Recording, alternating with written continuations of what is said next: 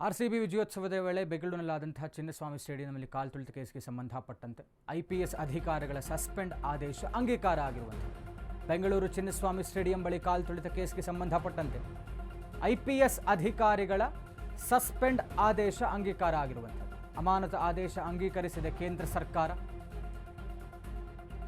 Suspend ಬಗ್ಗೆ ಕೇಂದ್ರಕ್ಕೆ ಮಾಹಿತಿ ನೀಡಿದ್ದಂತಹ ರಾಜ್ಯ ಸರ್ಕಾರ ವರದಿ ಅಂಗೀಕರಿಸಿ ಕೇಂದ್ರದಿಂದ ಡಿಪಿಎಆರ್ಗೆ ಮಾಹಿತಿ ರವಾನಿಸಲಾಗಿದೆ. ಐಪಿಎಸ್ ಅಧಿಕಾರಿಗಳಾದ ಬಿ ದಯಾನಂದ್, ವಿಕಾಸ್ ಕುಮಾರ್, ಶೇಖರ್ ಅವರನ್ನು ಕರ್ತವ್ಯ ಲೋಪದಡಿ ಅಮಾನತು ಮಾಡಿತ್ತು ರಾಜ್ಯ ಸರ್ಕಾರ.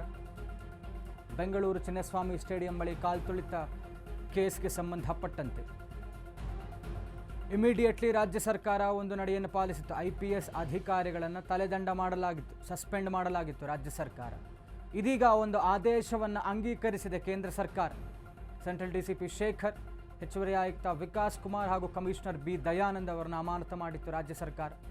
ಕಾರಣವನ್ನು ಕೇಳಿತ್ತು ಕೇಂದ್ರ ಸರ್ಕಾರ, ಯಾತಕ್ಕಾಗಿ ಮಾಡಿದಿರ ಅನ್ನುವಂಥದ್ದು ಮಾಹಿತಿಯನ್ನು ಕೊಟ್ಟಿತ್ತು ರಾಜ್ಯ ಸರ್ಕಾರ.